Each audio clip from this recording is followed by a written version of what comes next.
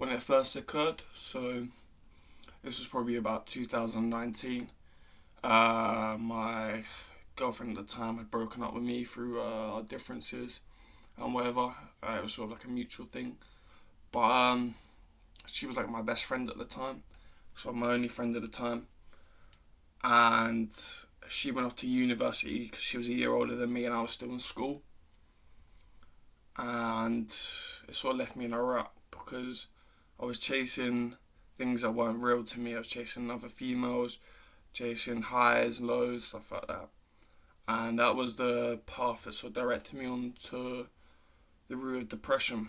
And, I wouldn't say my ex-girlfriend leaving me or that year would put me into depression, but definitely was the path that I was taking. But anyway, months would go by, and after the summer holidays, I'd be off to university myself. And I went to university, pardon me, and it was going alright. I made a few friends there. A couple of my friends from my school had gone to the same university as me. One of them lived in the same building, and I was making friends and stuff. But it was right around the March time in 2020 when COVID happened. It was actually right before that.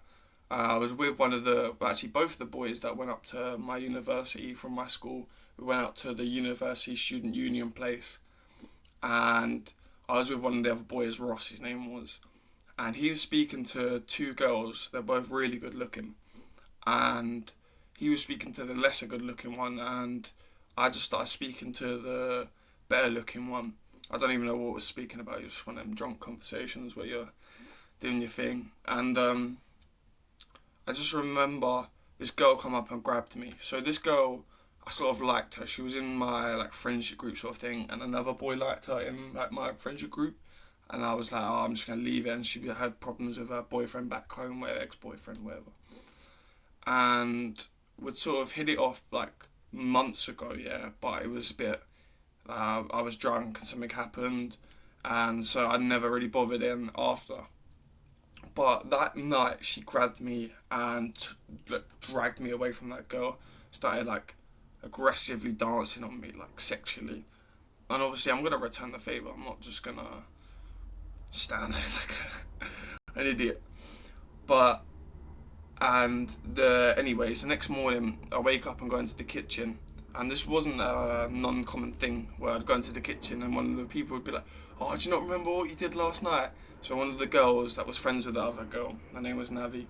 Navi said to me in the morning in the kitchen, she was like, oh, do you not remember what happened last night with you and Jess? And I was like, great, here we go. Because I knew what happened. And then she was like, oh yeah, she's saying you touched her and stuff, you sexually assaulted her. And I was like, what? Because obviously I knew what happened. And she was like, yeah, you touched her. You know what? And I was just like, what? I was like, what was I supposed to do? Just stand there? Am I not supposed to? Was it not a sexual manner?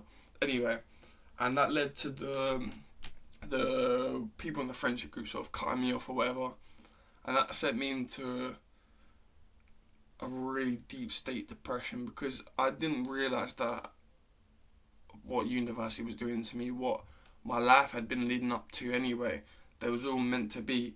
I was meant to be depressed. And I had a moment where I wanted to see what life would be like if it was slipping out of my hands. So I tied something around my neck, but I was in control and just let it go. And I felt myself obviously suffocating and stuff, but it was never to the point where I could die sort of thing. Obviously you wouldn't die from that, but I was always in control, but I wanted to feel like what it'd be like to lose control while still in control. And that was sort of the first occurrence I had with depression. And I tried to speak to someone after, the Navi girl, but she didn't listen. I mean, there's not a lot you can really say to someone, is there, when you're going through stuff like that. And so I kept it to myself, and then obviously the lockdown stuff happened. I was back home, but I couldn't live in my house. I had to go stay with my auntie because I couldn't live with my nan and granddad just in case. And it was just a bunch of, I was just smoking weed every day, obsessively, good, at least 5 a day, maybe sometimes 10. And and that was really the way for me to start getting depressed and stuff. I've always had addictions, but it got a bit too far. And after this, I just went through several different occurrences where depressions. I think after that, for like the first few months of lockdown and stuff, I was doing drugs, all this stuff still, and I think I was looking for an excuse to be depressed as well.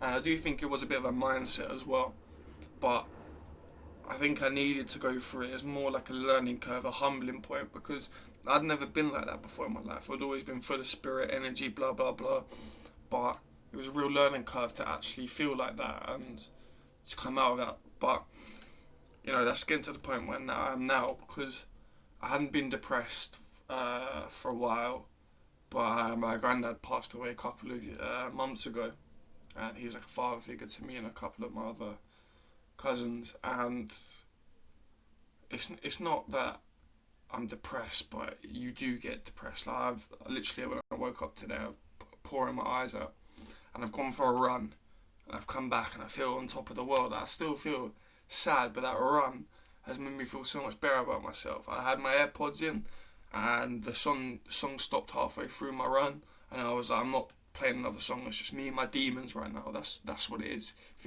My demons telling me to stop, and I ain't gonna stop. But I still went through depression. I was speaking to some girl, and I really hadn't been bothering with girls, and she ended up breaking my heart. I was already at pretty much a really low point, and she was at a low point too, and we come together to help each other, but she destroyed me even still. I didn't think I could be destroyed, and then it was probably like a year after the suicide attempt, I actually tried to commit suicide. I tied something around my neck, so this was it. I tried, but it didn't work. I mean, I don't think I was actually gonna go through with it in the long run, but in that moment I did think I wanted to. But depression's helped me become a better man, and it's not like depression just goes away. It's not like I am depressed anyway, but it comes in waves and stuff. Whereas where it used to happen, I was depressed for time, like a long time, but that was just because it was my mindset. I didn't have a lot going for me. Literally all I done was do drugs and sell drugs. A bit of uni work here and there, a bit of this and that, a bit of socialising. But I didn't have any purpose, didn't do anything. Now I've got a bit of a purpose for myself. I'm getting a bit better at life. Depression, I haven't got time for depression. Yes, I do have off days. Yes, we all have off days. Yes, it's not a bad thing to be depressed, because happy people do get sad, we do get upset. So you have to embrace the depression. And I just wanted to say that it can come for anyone. So stay prayed up.